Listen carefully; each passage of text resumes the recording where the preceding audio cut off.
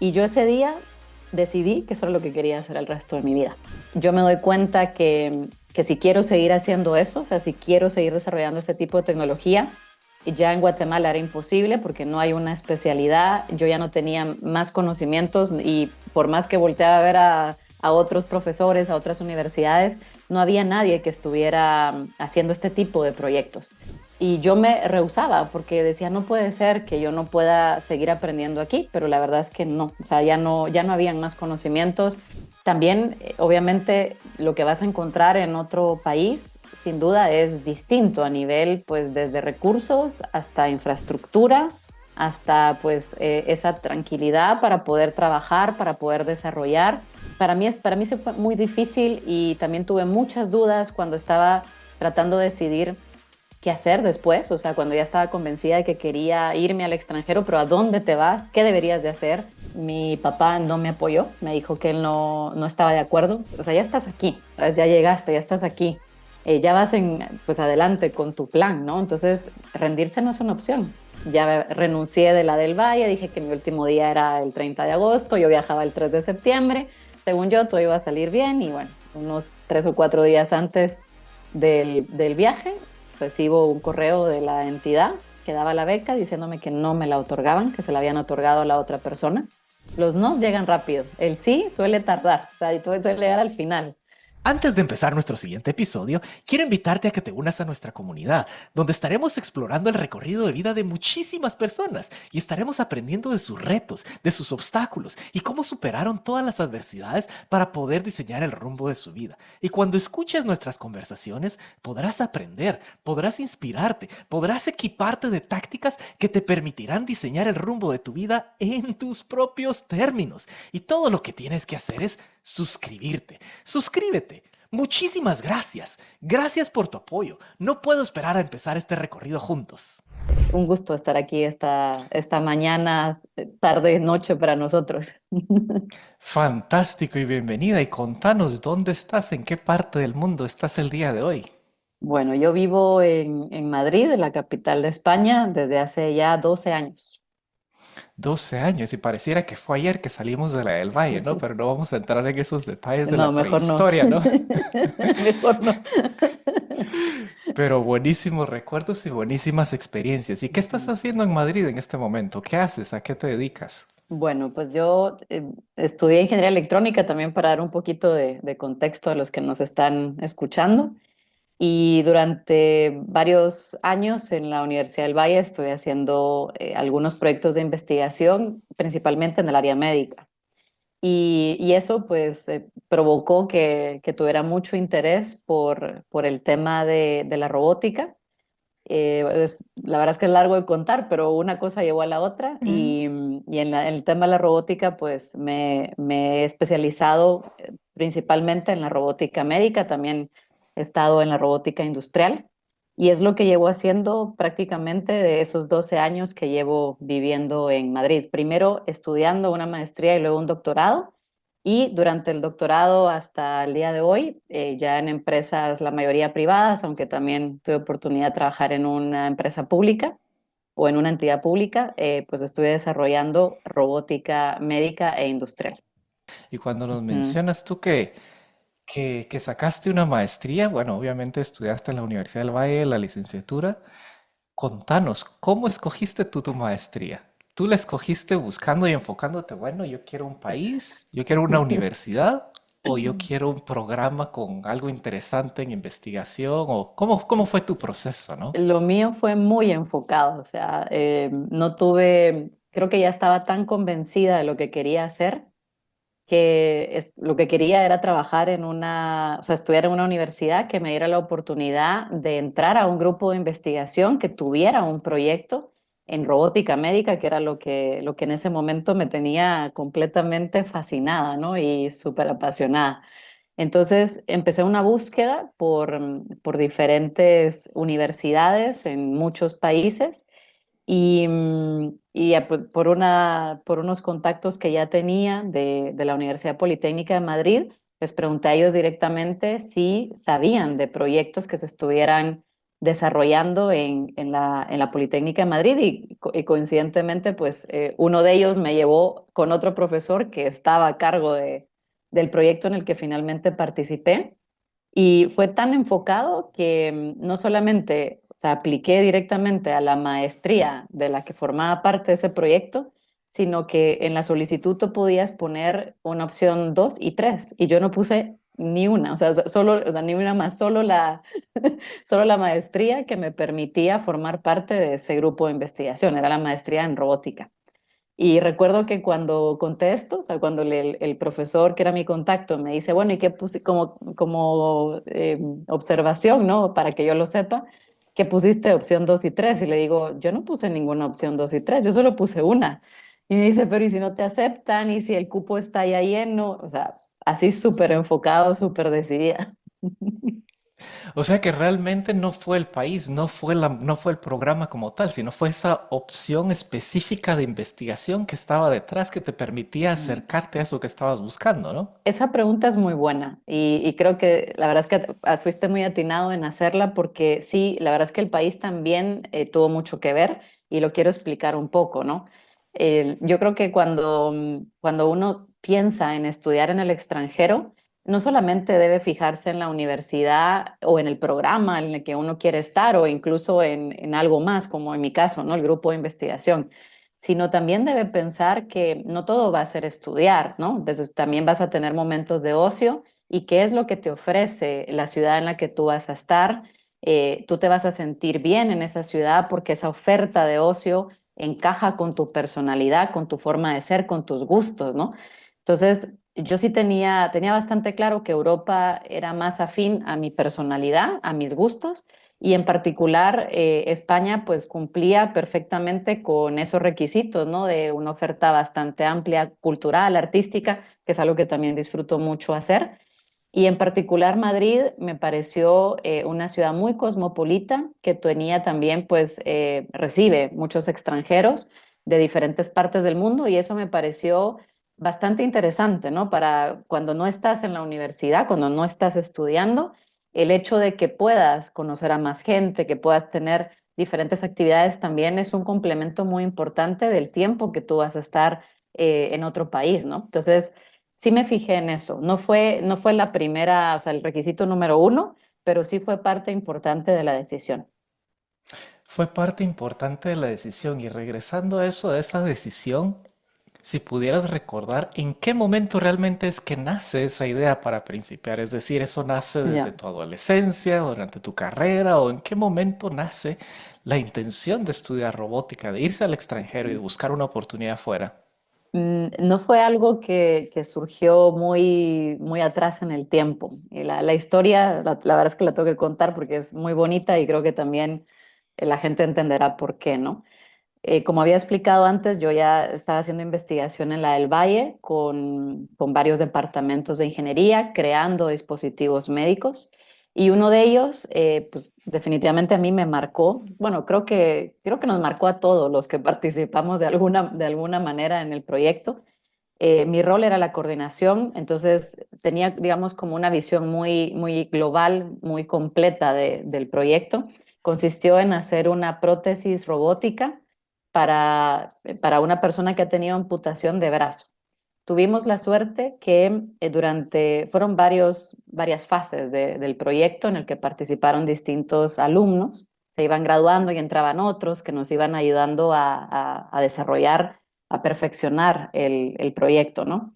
Y en una oportunidad, una persona con amputación, un muchacho muy joven, me buscó en la universidad porque había salido un artículo en Prensa Libre, él lo vio, se dio cuenta que estábamos trabajando prótesis y a él le interesaba mucho, no solamente como paciente, sino también él es ingeniero mecánico, estaba recién graduado y él lo que quería pues era aportar en un campo que para él obviamente es muy familiar.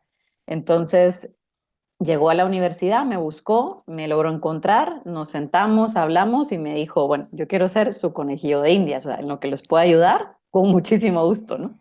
Y la verdad es que su aporte fue increíble. Entonces empezamos a trabajar con él, él nos dio una visión muy completa, no solamente desde el punto de vista de paciente, sino también como ingeniero. Y recuerdo muy bien que el día que hicimos prácticamente la prueba final, en la que él ya tenía que controlar la prótesis con el muñón, que es la parte que nos queda o que se conserva tras una amputación, él empezó a controlar la prótesis y pudo hacer algo que él nunca había hecho en su vida en un solo paso, que era servirse un vaso de agua con una botella plástica. O sea, agarró la botella plástica con la prótesis, empezó a girarla, él la estaba controlando, se sirvió el vaso con agua, le dio un sorbo y luego cuando tragó se nos quedó viendo y solo soltó una risa, pero tan, no sé, tan sincera, fue tan contagiosa que nos emocionamos muchísimo los que estábamos ahí. Quedó grabado en video, afortunadamente. Y yo ese día decidí que eso era lo que quería hacer el resto de mi vida. O sea, el poder desarrollar este tipo de tecnología que transformara la vida de las personas, que les pudiera ayudar a mejorar su día a día. Y entonces la prótesis pues tenía muchos elementos robóticos. Hoy en día existe la mecatrónica, en ese momento no. Y quizás en ese momento, si hubiera existido mecatrónica, lo que hubiera hecho probablemente era una maestría en mecatrónica, pero no existía como tal.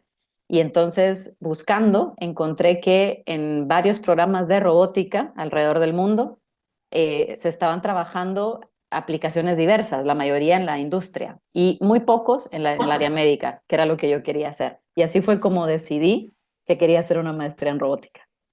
Y así es como nace, ¿no? Y es una historia bastante fantástica y especialmente por las emociones, como bien dices, de todas las personas que estuvieron involucradas en este proceso. Correcto, y no fue inmediatamente tras graduarme, o sea, pasaron alrededor de 4 o 5 años tras haberme graduado, cuando ocurre esta historia que estoy contando, yo me doy cuenta que si quiero seguir haciendo eso, o sea, si quiero seguir desarrollando ese tipo de tecnología, ya en Guatemala era imposible porque no hay una especialidad, yo ya no tenía más conocimientos y por más que volteaba a ver a otros profesores, a otras universidades, no había nadie que estuviera haciendo este tipo de proyectos.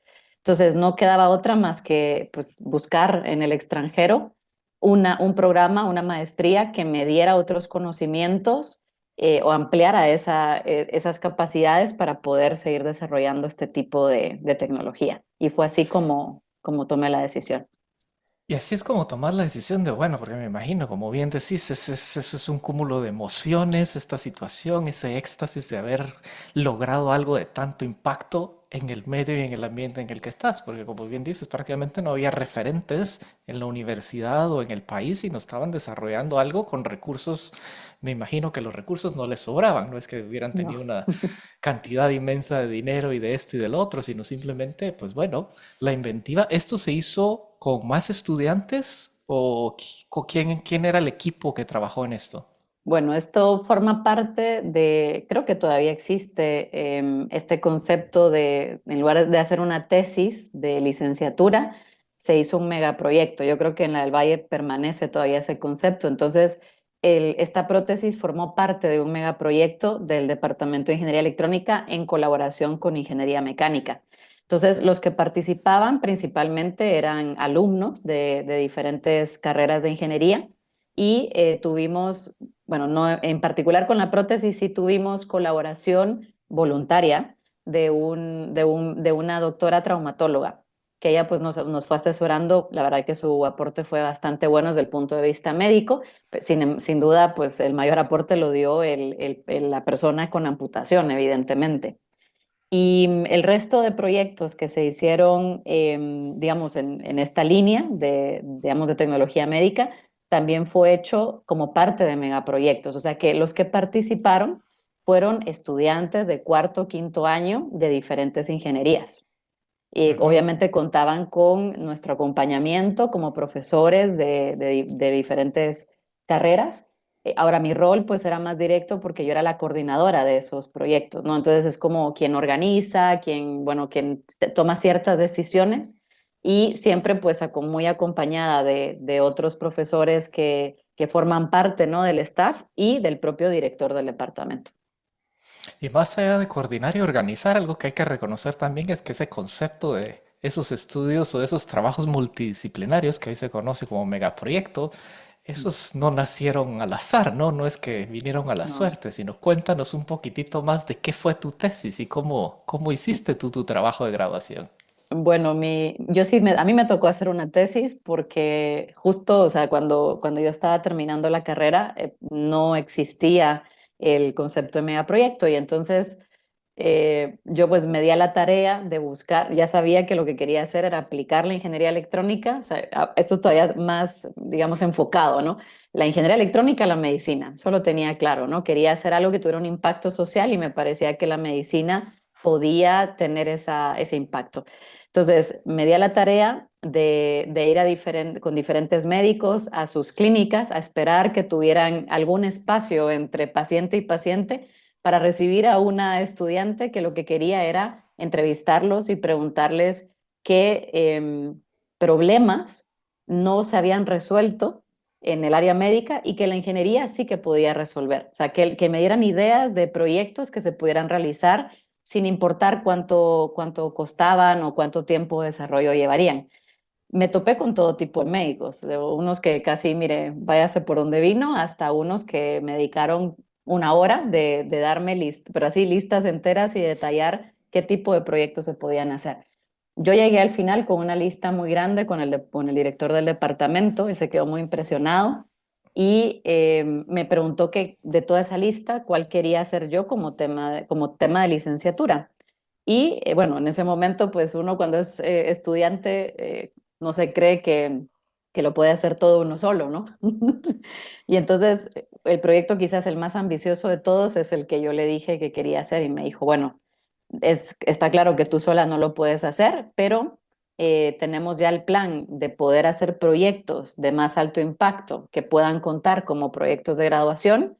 Vamos a empujar esto y pues coincidentemente el primer megaproyecto que se hizo en el departamento de electrónica pues fue justo en una aplicación de este tipo, ¿no? El que yo hice como tesis de licenciatura, que fue prácticamente el diseño que se tenía que realizar. Posteriormente lo desarrollaron como megaproyecto un grupo de estudiantes que fue bastante grande por el impacto que tenía, por la magnitud del proyecto. Fue un proyecto en conjunto con el Hospital Herrera y Erandi. De ahí teníamos varios médicos que, digamos, estaban asesorándonos voluntariamente. La verdad es que fue muy lindo porque ellos donaron su tiempo y sus conocimientos completamente gratis, ¿no? O sea, nunca nos cobraron por esto.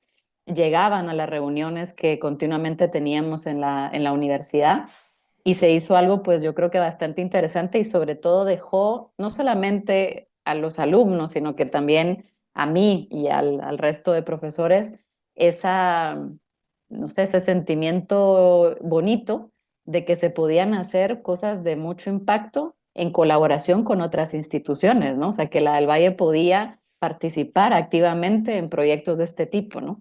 Entonces, la verdad es que fue una experiencia maravillosa. Y esas experiencias maravillosas al final nacen, se podría decir, o se necesita una dosis de locura, ¿no? Porque realmente suena ilógico, de cierta forma, que un estudiante de ingeniería electrónica vaya a estar buscando médicos en Guatemala para que le digan cuáles son sus problemas, ¿no? O sea, no sé qué es más loco, si la estudiante buscando eso o el médico contestándole a una estudiante de ingeniería y esta de qué me está hablando, ¿no? Entonces, ¿cómo se da esa situación? O sea, tú ya tenías claro desde un inicio, yo quiero encontrar esas aplicaciones o esa integración o intersección entre medicina e ingeniería y resolver problemas, o cuéntanos un poquito más de esa Bueno, parte creo, de la locura, ¿no? yo todo lo atribuyo a que, bueno, crecí en una familia donde, digamos, nos han inculcado muchísimo el poder apoyar, el hacer mucho servicio social. También estuve en un colegio donde eso era parte importante de nuestra educación, ¿no? Incluso dentro de las actividades que hacíamos extracurriculares estaba la opción de voluntariado y pues hacíamos cosas diversas, ¿no? Como por ejemplo entregar comida a la gente que duerme en la calle en ciertas zonas, ir a alfabetizar a niños que están en áreas rojas de la ciudad. Pues el impacto era bastante grande y yo creo que eso ya lo llevaba yo muy dentro, ¿no? Que algo que sea tan técnico como puede ser la ingeniería electrónica y otras ingenierías, que Ujú. pudiera tener una aplicación con un impacto social importante. Yo lo que no tenía claro en ese momento era cómo hacerlo, o sea, qué tipo de proyectos podían resolver esto, ¿no? O sea, cómo podíamos llegar a más gente, a más pacientes, y por eso esa búsqueda de médicos que pudieran recibirme. Yo esperaba unos minutos, como te digo, algunos no me recibieron y otros me dedicaron incluso hasta una hora, ¿no? Y de ahí viene, o sea, de ahí vienen todas esas ideas, ese listado de proyectos que se podían hacer. Todavía lo tengo porque hay algunas cosas que no se han resuelto, que siguen Ajá. sin resolverse. No descarto que pues poco a poco, ¿no? Pueda seguir trabajando en algunas de esas ideas. ¿Quién diría que una de esas ideas, pues yo terminé trabajando en una empresa que estaba dedicada a hacer caminar a niños que no pueden caminar por una enfermedad incurable? Fue una de las ideas que surgió en su momento, porque esa necesidad existe en Guatemala y en cualquier parte del mundo, ¿no? O sea, niños con discapacidad hay en todos lados. Yo terminé trabajando en eso. La verdad es que fue de suerte, pues no fue buscado. Y siempre esa lista es como parte de mi norte, ¿no? O sea, yo sé que hacia ahí podemos ir y cuando se termina uno, pues podemos pasar al siguiente, ¿no? Entonces, hay muchos problemas por resolver y bueno, poco a poco, ¿no? O sea, poco a poco espero que si no soy yo, pues que otras personas puedan hacerlo. Por un lado está el voluntariado que se define como, bueno, el tiempo libre o los recursos libres que tengo o excedentes o disponibles, los asigno para generar un bien a la sociedad. Pero esa es como la definición bastante simple, ¿no? Pero Ujú. tú lo has elevado a otro nivel, ¿no? Donde ya no es lo que te queda, lo que está libre o el excedente, sino es el transformar, es el realmente direccionar tu objetivo profesional a generar ese impacto que me imagino enriquece mucho más la experiencia de vida, ¿no? Correcto. Yo creo que tal vez la suerte, o sea, mientras te escuchaba hablar, decía qué suerte he tenido, porque al final, em, por supuesto que fue algo voluntario al principio, y después resulta que me pagan por eso, o sea, me pagan por hacer ese tipo de cosas. Entonces, para mí, no todos los días, por supuesto, no todo es color de rosa, pero muchos días, muchos momentos, mi trabajo representa un goce, una satisfacción muy grande, ¿no? Entonces, creo que pues es una enorme suerte, ¿no? El poder trabajar en algo que, pues, que te llene tanto, ¿no? Y que sobre todo, más que llenarte a ti, es el impacto que pueda tener en otras personas. Y también ves cómo incluso el propio equipo va cambiando, ¿no? O sea, hay gente que empieza a trabajar y que de manera muy profesional se rigen, bueno, yo hago hasta aquí, y están como siempre pensando en la parte que les corresponde hacer, y de repente vas viendo cómo van cambiando por esas mismas respuestas que están viendo en las personas por las que estamos trabajando, ¿no? Entonces te das cuenta, dejan de ser tan rígidos, tan estrictos, o sea, no pierden su profesionalidad, pero se abren más, ¿no? Entonces, impresionante, la verdad es que el impacto es muy bonito, muy satisfactorio. Es fabuloso, ¿no? Y a pesar de que usas el término suerte, yo a veces me rehúso a llamarlo suerte, ¿no? Porque aquí hay varios elementos que se manifiestan porque tú los estás generando de cierta forma. Y si Mm, bien es cierto que hay muchos retos, hay muchos obstáculos en el país donde venimos, pero por las circunstancias de haber podido estudiar en una universidad privada, de mm, tener ese privilegio de estar, o sea, más allá de un privilegio, de cierta forma, se vuelve una responsabilidad, ¿no? El totalmente. utilizar tus recursos, tu mente, tu talento, tus habilidades para generar el mayor impacto posible, para contribuir en el ambiente en el que estamos. Y aquí empezamos a tocar un elemento bastante importante también, porque algunos dicen, pero bueno, o sea, lograste generar todo este impacto con tu profesión, con tu visión, tuviste ese empuje, hiciste todo esto, fabuloso, pero... Pero ¿por qué irse, no? O sea, Mm, a veces entra ese debate de claro. ¿por qué no se queda uno en Guatemala? ¿Por qué no se queda Mm, haciendo? Esto es fuga de cerebros, ya no regresan, ya no mm. contribuyen y está yo lo quisiera llamar mito o cierta connotación no positiva con respecto a irse al extranjero. Pero cuéntanos desde tu perspectiva, ¿cuál es tu opinión con respecto a estos talentos Mm. que entran en esa situación, ¿no? ¿Me voy, no me voy? ¿Estoy haciendo un bien o estoy haciendo un mal? Mm. ¿Cuál es tu perspectiva? Es una pregunta buena, muy buena. Creo que me la he hecho yo muchas veces también. Y yo por lo menos lo tengo muy claro en mi caso. Luego hablaré por los demás, pero en mi caso no había alternativa. O sea, si yo quería seguir haciendo esto, yo ya no tenía más conocimientos, ni había otro programa u otra universidad o institución o persona en Guatemala que pudiera dármelos. O sea, no había. Entonces, y busqué, la verdad es que busqué, si pudiéramos remontarnos atrás, podríamos encontrar a muchos profesores en la universidad que me decían, pero ¿usted cuándo se va? Si lo que quiere hacer es más cosas médicas, váyase. Y yo me rehusaba porque decía, no puede ser que yo no pueda seguir aprendiendo aquí, pero la verdad es que no, o sea, ya no habían más conocimientos. Para empezar, no existía ni mecatrónica, ni ingeniería biomédica, o sea, hoy es otro contexto, pero en ese momento la situación era totalmente distinta. Entonces, yo me fui muy triste porque obviamente dejas muchas cosas, o sea, me fui en un momento muy dulce de mi profesión, de mi carrera, donde las cosas estaban saliendo muy bien, donde estaba teniendo un impacto muy importante en los medios, en los estudiantes, incluso en otras instituciones. Como bien decía, antes pues estábamos haciendo colaboraciones con otras instituciones con las que la del Valle nunca había trabajado. Para mí eso era muy satisfactorio también y pues obviamente me alegraba, ¿no? Poder dejar esto, ¿no? Y, pero claro, decir, bueno, esto se queda y yo me voy, no fue fácil, no fue una decisión para nada fácil de tomar y por eso creo que me tomó también tanto tiempo desde mi graduación hasta el momento en que tomé la decisión. Cuando la tomé yo estaba completamente decidida porque ya había buscado y sabía que no había alternativa. Y luego ya hablando, pues ya de manera general a otras personas que se han ido, creo que a muchos les ha pasado lo mismo que a mí. O sea, que no han encontrado ese camino, esas oportunidades en Guatemala. También, obviamente, lo que vas a encontrar en otro país, sin duda, es distinto a nivel, pues, desde recursos hasta infraestructura, hasta, pues, esa tranquilidad para poder trabajar, para poder desarrollar, que en Guatemala, pues, con todos los problemas que tiene, es doloroso decirlo, pero con todos los problemas que tiene, tu cabeza está enfocada en otras cosas, ¿no? Y yo, por ejemplo, de los aspectos que más me impactó cuando llegué a España es que yo fui mucho mejor estudiante en la maestría que en la licenciatura, y eso que soy muy autoexigente, ¿no? Y decía, pero ¿por qué? ¿Por qué me está yendo mejor aquí que en Guatemala? Si el nivel es más o menos el mismo, la del Valle tiene un nivel muy alto, ¿no? Y me di cuenta un día, me impactó mucho cuando me di cuenta, digo, porque yo aquí no me preocupo de mi seguridad. Yo aquí salgo a la calle y yo sé que no me va a pasar nada.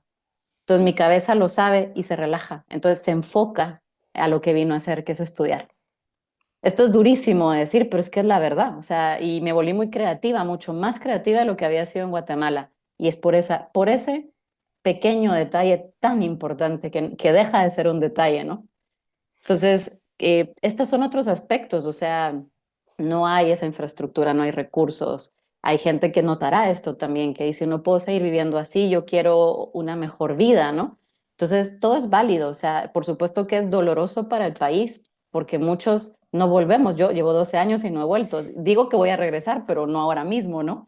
¿Y qué pasó? Que cuando llegué, me empecé a sentar y empecé a hacer cosas, tú te vas dando cuenta de lo mucho que falta todavía en Guatemala para llegar al nivel en el que tú ya estás, o sea, donde te estás manejando, la infraestructura que tiene, los recursos, la gente con la que estás trabajando. Y dice uno, bueno, en algún momento pues ya podré regresar para intentar construir esto, pero ahora mismo no. Ahora yo creo que por lo menos o sea, en el momento en el que estoy, que creo que otros estarán más o menos en la misma situación, te toca ser una esponja y tratar de absorber todo aquello que estás aprendiendo, porque sabes que si algún día puedes volver, ya puedes entonces tener esas ideas más frescas de cómo solucionar esos muchos problemas que hay en Guatemala para lograr hacer este tipo de cosas, ¿no? Entonces, esa es la realidad, o sea, es duro, pero es lo que acontece, ¿no? No quiere decir que todo va a ser negativo, ¿no? Y que entonces, ¿cuándo es que Guatemala podrá tener, por ejemplo, desarrollo de robótica, ¿no?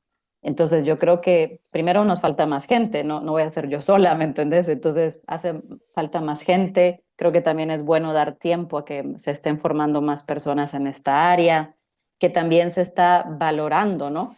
Lo que, por ejemplo, la biomédica, la mecatrónica puede aportar en diferentes ramas, Luego ya llegará el momento de que la robótica se valore, tenga un valor, ¿no?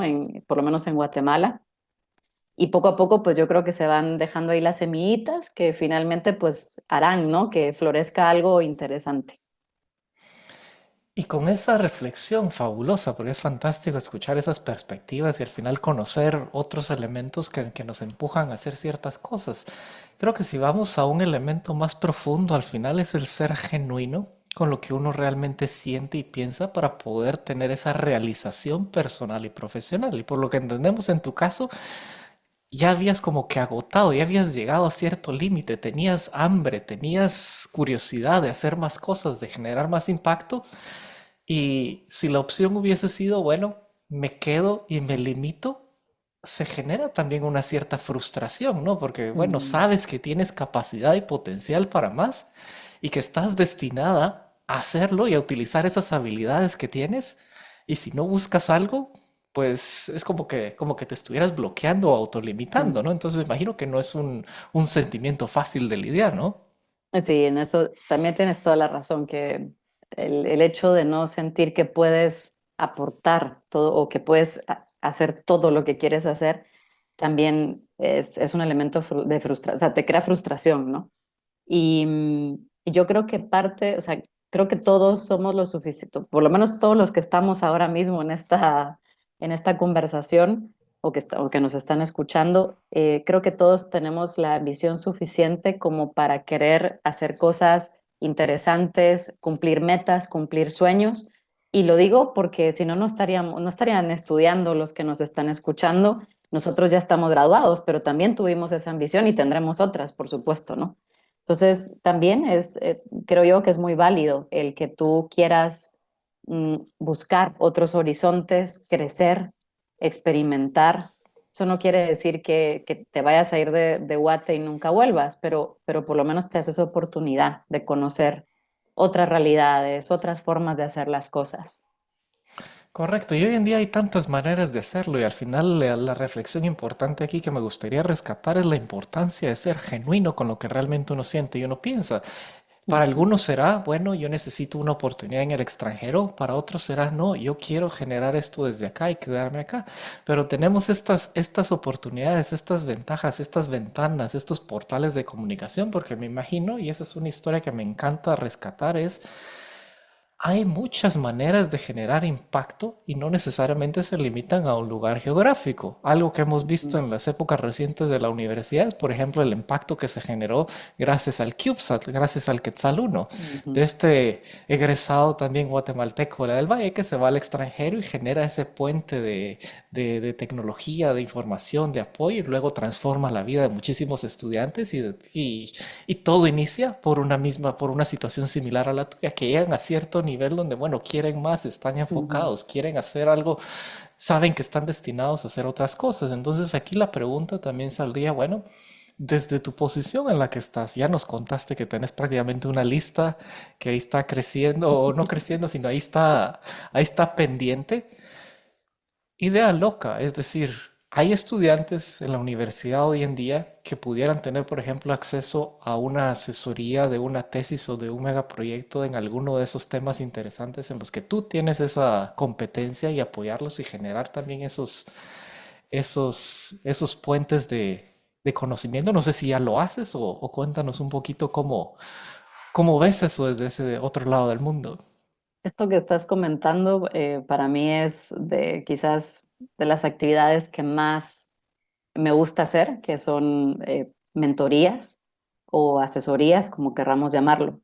Bueno, quiero contar mi experiencia. Cuando yo estaba en el colegio y pues supe de ciertas científicas como Marie Curie o Ada Lovelace, a mí me impactaba mucho y decía, yo también quiero ser científica, ¿no? Yo quiero hacer estas cosas. Pero cuando tú investigas su biografía, obviamente es un abismo el que se crea entre ellas y tú. ¿Por qué? Porque ninguna estaba viva, ninguna era guatemalteca y ninguna estaba haciendo tecnología en las áreas que a mí me interesaba. Entonces ya lo ves más difícil porque dices, ¿y por qué no hay guatemaltecas que estén haciendo esto, no? O guatemaltecos, o sea, da igual si hombre o mujer, pero por lo menos alguien, ¿verdad? Y entonces, cuando llegué a la universidad, tomando la decisión de estudiar ingeniería electrónica, otra cosa que me causó un gran impacto es que yo no tuve dentro de las clases propias de ingeniería electrónica, dentro de los cursos de la electrónica, no tuve ninguna profesora mujer, todos eran hombres. Y eso pues también te crea como otro abismo, digamos, ¿no? O sea, y dices, ¿por qué? O sea, ¿por qué no puedo tener o sea, ¿qué pasa que no hay una profesora mujer, aunque sea un curso, ¿no? Que me diera, ¿no? Entonces, para mí se fue muy difícil y también tuve muchas dudas cuando estaba tratando de decidir qué hacer después, o sea, cuando ya estaba convencida de que quería irme al extranjero, pero ¿a dónde te vas? ¿Qué deberías de hacer? O incluso el primer trabajo que me ofrecieron, o sea, ¿estoy haciendo bien o no? O sea, siempre tenés tantas dudas, ¿no? No tuve a nadie a quien preguntarle. Entonces, en el momento en el que se empezaron a hacer tan populares estas herramientas de videollamada, el correo electrónico, las redes sociales, yo abrí muchos canales para que niñas, adolescentes, jóvenes, mujeres y luego también hombres pudieran comunicarse conmigo para pedirme ayuda. Y lo hago de verdad, con una alegría inmensa en mi tiempo libre y lo hago, o sea, y sí, estoy como muy pendiente de responder muy pronto a esos correos. Hoy, por ejemplo, les quiero contar, me escribió bueno, ya es graduada de ingeniería biomédica aquí en España, es española, y pues lleva ya un tiempo preguntándome cosas y hoy me cuenta que casualmente en el plazo de una semana le han ofrecido dos trabajos, pero son totalmente opuestos, o sea, son dos campos totalmente distintos. Entonces ella me dice, ¿qué hago? O sea, me pone el escenario uno, me pone el escenario dos y me dice, yo lo que quiero hacer realmente es esto. Entonces, ¿qué me aconsejas? ¿Agarro el trabajo A o el trabajo B? Entonces, para mí, o sea, no se imaginan lo que significó ese mensaje. Por supuesto, me senté tranquilamente, bloqueé todas las interrupciones que pudiera tener y le contesté con el corazón, y lo que mi cabeza me decía, tratando de guiar a esa persona, recordándome cuando yo estuve en esa situación y que no tuve a nadie a quien preguntarle. Entonces, la respuesta es sí, obviamente yo siempre voy a tener abiertos esos canales. Si alguno de los que nos están escuchando necesita ese tipo de apoyo, cuenten conmigo. Si es que está en un área en la que yo pueda apoyar, claro está. Para mí es sumamente importante. Yo no lo tuve y me alegra poder ahora, con las herramientas que hay, como bien dices, poder ayudar gracias a la tecnología que nos acorta distancias, ¿no? María André, qué gusto verla, la recuerdo perfectamente. Em, Realmente solo para servirle en bandeja unas preguntas a María André, porque nos conocimos en época de estudiantes ambos, ella en el área de electrónica, yo en el área de industrial. Pero para efectos de esta charla, tengo entendido que los pregrados en Guatemala son bastante buenos en comparación a los pregrados en otros países. No sé si se puede generalizar, pero mi punto es que para estudiar una maestría, un doctorado, un PhD, etcétera, los pregrados en Guatemala son bastante buenos. Solo para ver si nos puedes ampliar en esto. Y por otro lado, también hay algo que como chapines nos caracteriza tanto y no sé si tiene que ver también a veces con las limitaciones de algunos recursos o cosas que puedan suceder, pero el chapín de por sí tiene demasiada inventiva, demasiada curiosidad. Entonces, a veces voy a decir un ejemplo que leí. Leía el ejemplo de Gallegos, el doctor Gallegos, seguro lo han escuchado, eh, que no sé cómo en su segundo año de física acá en Guatemala lograron crear un holograma. Y yo decía, pero ¿cómo crearon un holograma aquí en el laboratorio de la del Valle? Entonces, pues, y comentaba justamente eso, ¿no? A la inventiva del Chapín, cuando parecía casi increíble crear un holograma en Guatemala, pues resulta que pues, lo lograron, ¿no? Gracias. Bueno, pues en cuanto al tema de los pregrados o de las licenciaturas, yo, por ejemplo, no tuve ningún problema en la maestría de decir, yo esto no tengo las bases suficientes para poder hacer esta maestría o me tengo que poner al día en cierto tema. Para mí fue obviamente muy muy agradable el darme cuenta que la inversión de tiempo, de dinero que habían hecho mis papás, que había hecho yo, de estudiar en la del Valle, pues había valido la pena. O sea, me preparó lo suficiente como para poder estar al mismo nivel que otros estudiantes que venían pues de otros países, digamos quizás con más ventaja, ¿no? Pues había gente proveniente de diferentes partes de Estados Unidos, de Latinoamérica, de Europa. Obviamente había gente de España también y el nivel era pues es muy bueno, o sea, de parte de todos los que estábamos ahí, pues en mi caso yo no tuve mayor complicación. Así que creo que en general los pregrados de Guate son muy buenos. También es cierto que dependiendo la carrera, ¿verdad? Hay algunos que tienen incluso más prácticas, o sea, más se le pondera o se le da más peso a la parte de las prácticas que en otros países. Entonces los estudiantes llegan como que siendo muy teóricos a los posgrados, pero no tienen nada de práctica. Cuando en Guatemala, pues eso también se le da un peso muy grande gracias a los proyectos o talleres que hay. Y en cuanto al tema de la inventiva, eso sin duda, o sea, trabajar con los latinoamericanos ya es, digamos, otro rollo, ¿va? Pero cuando son chapines es impresionante, no porque yo lo sea, sino porque de verdad se tratan de resolver las cosas de una manera tan creativa que yo no me dejo de asombrar, sinceramente, o sea, me ha tocado de todo, incluso estando ya aquí trabajar con otros guatemaltecos, no estrictamente, digamos, en mi equipo directo, pero sí con alguna colaboración y la verdad es que ha sido muy positivo, muy, muy bueno. Fantástico, fantástico. Y rescatando ese tema de la inventiva, porque bueno, algunos podrán decir eso, ya lo he escuchado varias veces con los estudiantes y cuestiones, pero bueno, ya me convenciste, sí, yo quiero irme, sé que tengo esta capacidad, sé que tengo estos ideales, pero hay un pequeño factor que no tengo y es yo no nací en cuna de oro, no tengo ese costal de dinero, no tengo esos recursos. O sea, yo quisiera por mí, yo estaría en el MIT, estaría en Harvard, pero no puedo pagar esas universidades. Y entonces aquí me gusta desmitificar eso. O sea, Mm. tú cuando dijiste finalmente, bueno, quiero estudiar robótica, quiero irme al extranjero, quiero mi maestría, tus padres te dijeron, mira, aquí están todos los recursos que necesitas, No. busca la universidad que quieras, nosotros te la pagamos, tenés un nombre y un apellido bonito que te va a abrir las puertas en todo el mundo y aquí tú solo decí y escoge, ¿no? No, ¿Fue no, así tu no. circunstancia? No, no fue así en mis circunstancias, no, totalmente, no, no fue así. Para empezar, fue una decisión mía. Mi papá no me apoyó, me dijo que él no estaba de acuerdo. O sea, precisamente creo que fue por lo que les comenté que estaba en un momento muy bueno a nivel profesional y él no entendía cómo yo quería irme estando en una etapa muy buena, ¿no? Yo se lo expliqué, pero él siguió en sus 13 de que no. Entonces, evidentemente ahí no iba, yo no esperaba tampoco que él me dijera, mira, aquí está. No, no era ese el punto. No, no creo que lo hubiera podido hacer tampoco. Estaba en una situación de salud complicada en ese momento.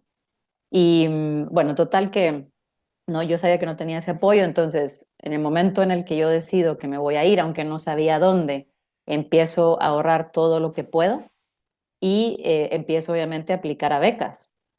Y cuando ya tenía claro sobre todo dónde iba a estudiar, porque si uno no lo tiene claro es difícil, claro está. Entonces, en paralelo, es decir, yo sé que hay dos procesos que tienen que ir en paralelo y esto es bastante importante aclararlo, ¿no? Muchos de los procesos, hay programas como la Fulbright, por ejemplo, o como la Fundación Carolina, que ya incluye no solamente la maestría, o sea, que ellos se encargan de que a uno lo acepten en la universidad, es parte del proceso y también le dan los medios. Pero normalmente uno lo que tiene que hacer es en paralelo, es decir, uno pide la admisión en la universidad y en paralelo busca la beca. Puede ser que la misma universidad asesore y le diga a uno, bueno, le recomendamos estas becas porque trabajan con nosotros o uno por su cuenta las busca, ¿no? Bueno, yo apliqué a todas las que pude y pues llegaron un montón de nos. Iba avanzando en los diferentes procesos de una que era bastante buena de una entidad española y al final, pues a los, no sé, quizás un mes y medio antes de cuando yo ya me iba a mudar a España, me dijeron que quedábamos dos finalistas, dos candidatos de Guatemala. y bueno, pues que yo tenía posibilidades, yo estaba muy confiada, la verdad, y entonces, bueno, ya renuncié de la del Valle, dije que mi último día era el 30 de agosto, yo viajaba el 3 de septiembre, según yo todo iba a salir bien, y bueno, unos 3 o 4 días antes del viaje, recibo un correo de la entidad que daba la beca diciéndome que no me la otorgaban, que se la habían otorgado a la otra persona, porque consideraban, la otra persona es del área de las ciencias sociales, consideraban que para Guatemala era más relevante el tema de las ciencias sociales que el de la ingeniería. A 4 días de que ustedes se muden, cuando ya renunciaron, ya su último día es al día siguiente, ¿qué hacen, no? Bueno, obviamente sentí que me había caído un balde de agua fría, de agua congelada prácticamente, y dije, ¿qué hago? O sea, ya, bueno, ya tengo todo listo, no, o sea, no puedo dar marcha atrás, ¿no? Entonces, bueno, me voy, ¿verdad? O sea, tengo mis ahorros, me voy y cuando esté ahí, pues voy a ver qué hago, ¿no? Entonces, obviamente todos esos días son muy caóticos, ¿verdad? O sea, porque son sus últimos días, tienen que hacer las maletas, bueno, mil cosas, ¿no? Me mudo y en cuanto pongo un pie en España y ya es un día laborable, me presento en la universidad, hablo con los profesores de la maestría, les cuento mi situación. Todos ellos estaban muy impactados de que yo haya tomado la decisión de venirme sin la beca. Y entonces me empiezan pues a ayudar como pueden, ¿no? A decirme, aplica esta beca, aplica esta otra. Hay uno, pues voy con él y le pido auxiliaturas. Como pueden, me van ayudando y me van dando auxiliaturas para poder subsistir, ¿no? Porque los ahorros tampoco son infinitos, obviamente, ¿no? Y la vida en Europa es mucho más cara que en Guatemala. Y bueno, pues sigue pasando el tiempo y yo la verdad es que pues sí, eran días muy, muy complejos porque uno está siempre con el alma ahí en un vilo, ¿no?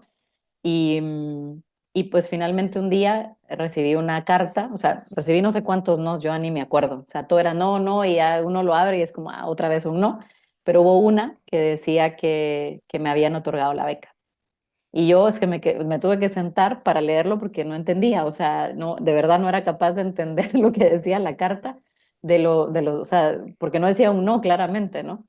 Y resulta pues que la beca era retroactiva, es decir, ellos me pagaban toda digamos, la matrícula que yo ya llevaba pagada hasta el momento, me devolvían el dinero del pasaje, yo tenía que entregar la factura y me pagaban, pues tenía una cantidad para libros, incluso para comprar una computadora, bueno, en fin, fue una beca muy buena. Yo con eso me quedé muy tranquila, pero no se imaginan los meses de incertidumbre, ¿no? Que pasé de miedo. Y entonces esto me hizo abrir los ojos, ¿verdad? De decir, bueno, si me voy a quedar al doctorado, que en ese momento no estaba segura, ya sé que tengo que aplicar a muchas, o sea, muchas becas, ¿verdad? Y cuando finalmente tomé la decisión de hacer el doctorado, lo primero que hice fue aplicar a muchísimas becas. Los no llegan rápido, eso fue lo que aprendí. Los no llegan rápido, el sí suele tardar, o sea, y todo suele llegar al final. Por lo menos es lo que me pasó en los dos casos, ¿no? Y pues finalmente también conseguí una beca para el doctorado con mucho más tranquilidad que con la de la maestría, porque pues se hizo de otra manera, ¿no? No así ya estando aquí con mis ahorros. La otra pues me pude preparar y al final pues esos nos también a uno lo hacen más fuerte, ¿verdad? O sea, uno cree que, o sea, y uno empieza a pensar qué puedo hacer, qué puedo hacer. Incluso entre las cosas que se me ocurrieron fue pues trabajar en lo que sea aquí, pero bueno, afortunadamente con las auxiliaturas pude mantenerme hasta que me otorgaron esa beca.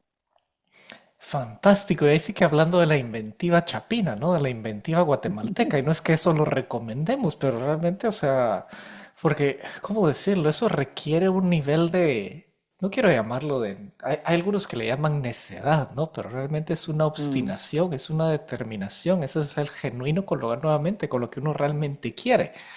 Otros le llamarían locura, o sea, ¿cómo te vas a ir al extranjero, a un lugar donde no sabes ni cómo vas a pagar? Podrás tener muchos ahorros, pero no es que tenés para vivir y pagar toda la no, maestría claro. y ver hasta cuándo aguantás y cuándo alcanzás. O sea, eso, y Mm. para eso se necesita una garra, un coraje, una determinación que a veces uno se pregunta, me imagino, no sé si reflexionas en tu pasado y dirás, wow, ¿cómo hice eso, no? Sí, o sea, yo incluso siendo o sea, lo más sincera posible, yo estaba decidida a llegar hasta el final, es decir, hasta que me acabaran los ahorros y de verdad ya no hubiera posibilidad, dije, bueno, solo que se me acaben, llamaré a mi mamá o a mi papá para pedirles que me paguen el boleto de regreso a Guatemala, pero voy a llegar hasta el final, o sea, hasta el final. Porque para mí no era opción, o sea, había que intentarlo, ya, o sea, ya estás aquí, ¿sabes? Ya llegaste, ya estás aquí, ya vas pues adelante con tu plan, ¿no? Entonces, rendirse no es una opción. Rendirse no es una opción y tú te pones en esa posición, porque para muchos Mm, podrían incluso haber dicho, bueno, tengo la universidad, pero no tengo los recursos, no me puedo ir. Pero ujú. esa no era opción tampoco, o sea, el coraje de decir yo me voy o me voy, o sea, Sí. y, y son cuestiones interesantes, porque a veces normalmente he visto que muchos lo hacen al revés, pero no es que haya una fórmula mágica, pero los recursos vienen de una u otra forma. Lo que no sale de la nada es esa claridad sobre lo que se quiere Ujú. lograr, ¿no? Y eso fue lo que te ayudó, me imagino, ahora que nos has contado un poco tu historia, a ir a contactar a esos médicos desde Guatemala que parecía una locura. ¿Cuánto tiempo después buscar un posgrado? Es decir, ¿vale la pena buscar oportunidades cuando uno se acaba de graduar o nos recomiendas buscar un poquitito de experiencia para poder centrarnos mejor antes de tomar una decisión para irse al extranjero? Uno lo sabe, o sea, uno sabe muy, muy dentro de, o sea, en su corazón, en su cabeza, uno sabe cuándo es el momento correcto. Esos comentarios que yo oía de mis profesores de, bueno, ¿y usted cuándo se va a ir? Siempre me llevaban a la misma respuesta, cuando me sienta lista para irme. Entonces, yo no te puedo decir si es mejor en cuanto estés graduado o quedarte un tiempo porque trabajas y luego pues decides irte. Yo creo que eres tú el que tiene que tomar esa decisión, pero plenamente convencido. ¿Por qué digo esto? Porque cuando estés plenamente convencido es que vas a tener claridad en lo que quieres hacer y cómo lo quieres hacer. Entonces, en realidad yo creo que es cuestión de, no sé en qué punto de tus estudios estás, pero si no estás justo a punto de graduarte y no sientes esas ganas de irte, pues quizás es mejor esperar hasta que sientas el deseo o sientas que ya es el momento de hacerlo, pero plenamente convencido sobre todo. Traducción, cuando tengas la suficiente hambre, porque los nos van a venir muy fuerte, muy seguido, pero hay que tener esa hambre y esa garra para hacerlo, ¿no? Y Correcto. eso, de acuerdo a lo que hemos conversado con varios egresados, no hay fórmula mágica. Hay Mm, quienes se mm. van directamente desde la licenciatura, incluso ni siquiera pasan por maestría, sino se van directo a doctorado porque ya lo tienen claro y hacen mucho trabajo de investigación desde el nivel de licenciatura que les facilita, porque algo que también hay que apreciar es de que, bueno, si bien es cierto que uno tiene hambre y uno tiene lagar, pero también tiene que tener los credenciales para tener ese perfil atractivo que te permita luego que te den una beca o tener la oportunidad, porque no es solo de levantar la mano y decir yo quiero, ¿no? Hay que esforzarse un poquito más de ciertas formas Ujú. creativas. Y hay otros que tienen la oportunidad como tú de, bueno, de hacer una carrera prácticamente después de graduarse, de generar ciertos credenciales que al final te facilitan, entre comillas facilitan, porque no es solamente, bueno, hice esto y ya me aceptan y me dan todas las becas, ¿no? O sea, todo lo que te tocó pasar y qué tanto peso puede tener nuestro trabajo de graduación, nuestra tesis o megaproyecto en la búsqueda de Mm, oportunidades, tanto de trabajo como de posgrado. Siempre en el ámbito de la ingeniería, bueno, ese ujú, es el ámbito en el que estamos, pero ujú. contéstanos tu perspectiva. Bueno, yo creo que sí puede tener un impacto quizás mayor en el posgrado, o sea, creo que es algo que hay que resaltar, ¿no? En el hecho de que uno ha estado en un megaproyecto de estas características, comentar un poco en qué se ha trabajado y eso pues en un posgrado puede tener un peso importante. En un trabajo no estoy tan segura, o sea, obviamente dirá a la persona que nos quiere contratar nuestro gusto por ciertos temas, ¿verdad? O sea, por el tema del megaproyecto, pero creo que donde tiene más peso es en el posgrado, sin duda, y es una herramienta que uno debe utilizar. Normalmente muchas universidades alrededor del mundo piden una carta de motivación y ahí es donde se tiene que colocar esta información, ¿no? ¿Qué labor o qué tareas se ha tenido dentro del megaproyecto o qué es lo que tuvo como objetivo la tesis y qué resultados se aportaron? Fantástico. Y eso es una pregunta muy interesante, porque si pudiera también ahí contribuir un poco a algo que hemos visto con los diferentes egresados es, y lo que algo que nos estás diciendo y vale la pena rescatar ahí es tener claridad en lo que se quiere lograr, ¿no? Y al Ujú. menos en mi época recuerdo que muchos estábamos perdidos, ¿no? Y algunos hacían las tesis simplemente por satisfacer un requisito para graduarse. Pero ahí estamos desperdiciando una oportunidad valiosísima, porque si Ujú. tenemos claridad en lo que queremos lograr profesionalmente, utilizar esa plataforma para empezar a generar esos credenciales y a enfocarnos y encauzarnos hacia lo que queremos, tanto si es Correcto. trabajo como si es investigación, si es posgrado, porque ahí empiezas a transitar sobre eso, porque si lo haces sobre algo que no te gusta, que simplemente no quieres, es una oportunidad desperdiciada, ¿no? O sea, Mm. estás desperdiciando tu mayor recurso, que es el Sí, tiempo, ¿no? correcto. ¿Consideras que es importante un proceso de adaptación a un nuevo país antes de comenzar a estudiar? Si sí, ¿cuánto tiempo? Y si la universidad te apoyó en esa adaptación. Pues la pregunta es buena.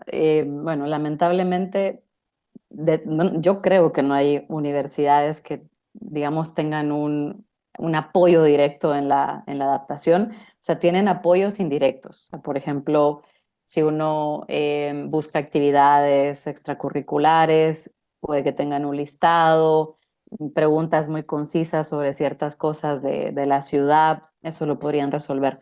Pero no suelen tener estos programas de adaptación.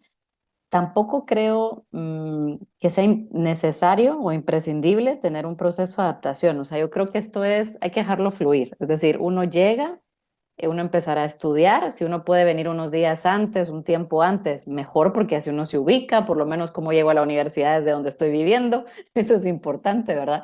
Pero yo creo que también hay que dejar que las cosas fluyan y pues uno irá adaptándose poco a poco. O sea, aparte de la adaptación también es esa rutina que vamos a tener por estar haciendo un posgrado, ¿no? Entonces, si llegamos antes, no tenemos digamos, esa realidad completa, ¿no? No tenemos todo el escenario completo. Entonces, yo diría que dejar que las cosas fluyan, llegar pues con un tiempo prudencial, por lo menos para saber cuánto tiempo me toma llegar a la universidad y eso es lo que yo aconsejaría prácticamente. Y esa es una idea muy, muy importante. ¿Y cómo Ujú. decirlo? Algo que al menos no existía en mi época, no sé si en tu época si era tan común, pero que veo que ahora es un poco más viable. Porque, ¿cómo decirlo? En Guatemala hay que recordar que venimos del contexto donde tú vives en la casa de tus padres, en una familia normal, Correcto. Ujú. hasta que te cases o hasta que hagas algo muy mal que te echan de la casa, ¿no? O sea, de lo contrario, Sí. no está tranquilo y podría decir uno, pero bueno, yo sí tengo esa inquietud, quiero irme, pero no estoy, es decir, nunca he vivido solo, nunca he hecho las cosas, ¿será que Ujú. me puedo? ¿Será que no puedo? ¿Me gusta o no me gusta? Entonces, en estos casos, algo que he visto que hay ahora está mucho más viable es el hacer intercambios cuando estás todavía Ujú. a media carrera. Es decir, es una manera de tener ese Claro. exposure al extranjero, tener, conocer otro medio, tener tus credenciales y decidir, bueno, esto es para mí o esto no es para mí. ¿Existía en tu época esas oportunidades o tuviste la oportunidad de hacer algún intercambio o alguna No. experiencia en el extranjero? Cuando yo estaba estudiando, no había programa de intercambio. Lo que sí sucedió es que la época en la que yo me quedé trabajando en la del Valle haciendo estos megaproyectos, sí que empezaron a hacerse convenios de colaboración con otras universidades y de hecho, pues yo fui una de las que me beneficié porque tuve oportunidad de hacer una estancia de investigación en Japón y eso pues fue fabuloso, ¿no? Pero también mm, el convenio de colaboración no contemplaba ese intercambio que tú mencionas, que me parece una idea fabulosa, ¿no? Era más como hagamos proyectos en conjunto, ¿verdad? Entonces, entiendo que ahora, pues probablemente sí que puedan haber esas oportunidades y sería maravilloso si es que existen y se pudieran aprovechar, por supuesto, ¿no? Yo creo que a uno le cambia por completo la visión y uno pues al lugar al que vaya puede decir, me gusta esta ciudad o no me gusta, como me pasó a mí. O sea, estuve en una ciudad muy desarrollada en Japón que se llama Nagoya, que es donde nació Toyota, pero yo no me sentí a gusto con la cultura japonesa. Entonces, ahí por lo menos tomé la decisión de Japón no es un lugar donde yo viviría. O sea, por lo menos eso lo descartas, ¿no? Entonces, tener una oportunidad así, por supuesto que es maravillosa. En España, perdón, en Europa es bastante común que los estudiantes universitarios puedan hacer esto porque hay un programa que se llama Erasmus y ellos tienen la oportunidad de irse 6 meses a estudiar un semestre a otra universidad, o sea, de la misma carrera, pero en otra universidad, en otro país. Entonces, desconozco si estas oportunidades hay en Guatemala o en particular en la del Valle, pero si las hay, mi consejo sería que las aprovecharan, por supuesto.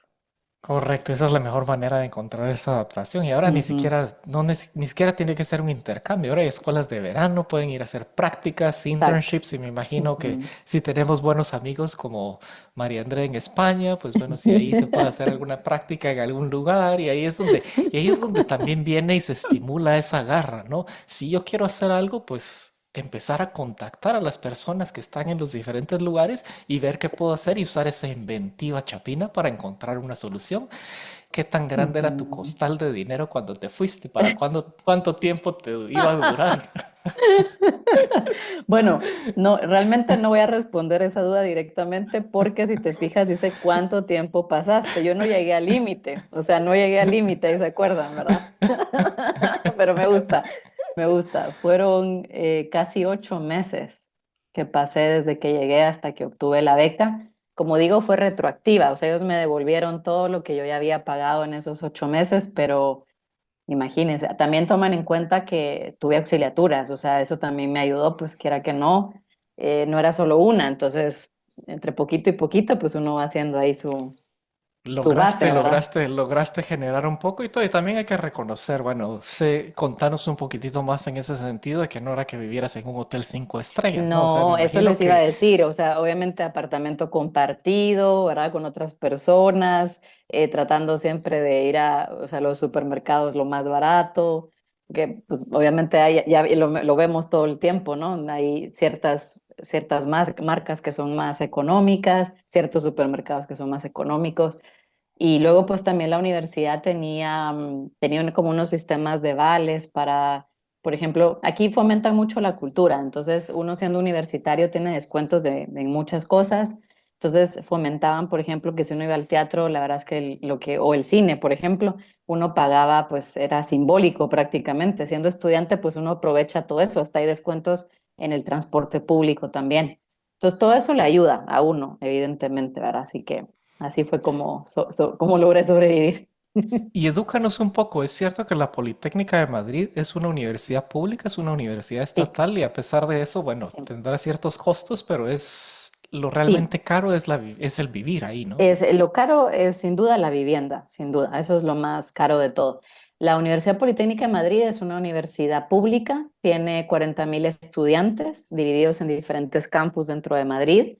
Y una cosa pues bastante, digamos, crítica cuando yo llegué es que también aquí depende qué gobierno esté, las cosas, las reglas del juego cambian, ¿verdad? Y ahora lo voy a explicar. Cuando yo busqué toda la información de la Politécnica, la maestría tenía, siempre el precio para un extranjero es mayor que para un nacional, ¿verdad? Y bueno, al ser público, pues yo lo entiendo. O sea, al principio me parecía como a la cómo discriminan, pero en realidad, pues se entiende porque, pues, digamos, la gente ha pagado impuestos, ¿no? La gente que vive aquí, los papás de esos compañeros españoles, ellos han pagado impuestos y eso les da derecho a sus hijos a tener pues una reducción del precio, ¿verdad? O sea, al ser extranjero uno paga más. Entonces, cuando yo llegué, pues el precio era uno, pero resulta que justo cuando yo llego hubo un cambio de partido político, o sea, el gobierno cambió de partido político. Entonces, de ser socialistas pasaron a la derecha y la derecha decidió que cambiaba las tasas de la universidad y entonces nos penalizaron más a los extranjeros. Entonces yo venía con la idea de un precio de la maestría y resulta que terminó costando 1.5 más, o sea que casi el doble, o sea, fue Cincuenta una, por fue ciento una, de... o sea, una cosa impresionante, ¿no? A mí eso también, obviamente, me destanteó mucho cuando finalmente nos dieron los precios finales. Yo les dije, ¿no? O sea, yo vine pensando que costaba esto y me dicen, sí, pero hubo cambio de gobierno y esto es lo que el gobierno dispuso, ¿no? Entonces, pues son cosas que pasan, ¿verdad? O sea, aún así, si yo lo comparo con lo que cuesta una maestría en cualquier otro país, por ejemplo en Estados Unidos o incluso en Guatemala, es impresionante digamos, la diferencia de precio porque es una universidad pública. Entonces, aquí lo difícil es que a uno lo acepten, o sea, hay un proceso de selección bastante riguroso. Ellos solo aceptan por lo menos en mi maestría, solo a 30 estudiantes y tienen un cupo reservado para españoles, para nacionales. El resto lo llenan los extranjeros.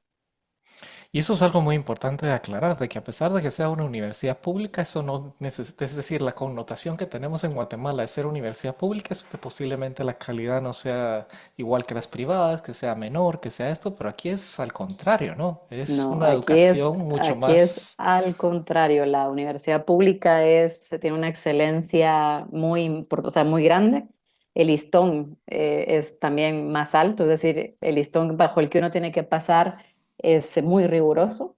Y yo, por ejemplo, me asombré yo estaba haciendo una maestría, pero había gente que venía de hacer su grado en la Politécnica.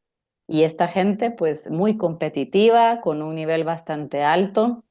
Entonces, la formación que les han dado es excelente. O sea, de hecho, tiene más fama las universidades públicas digamos, siempre aparecen dentro de los rankings internacionales, siempre aparecen las públicas antes que las privadas, con algunas excepciones, pero no en el campo de la ingeniería. O sea, normalmente las privadas que salen mejor puntuadas que las públicas son en temas de medicina, pero en temas de ingeniería siempre son las públicas las que salen mejor punteadas. O sea que imagínense.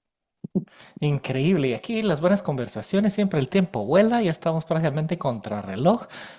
Otra pregunta curiosa. Ujú. ¿Ya tenías pasaporte español o cómo hiciste con los trámites No, migratorios? yo vine como chapina.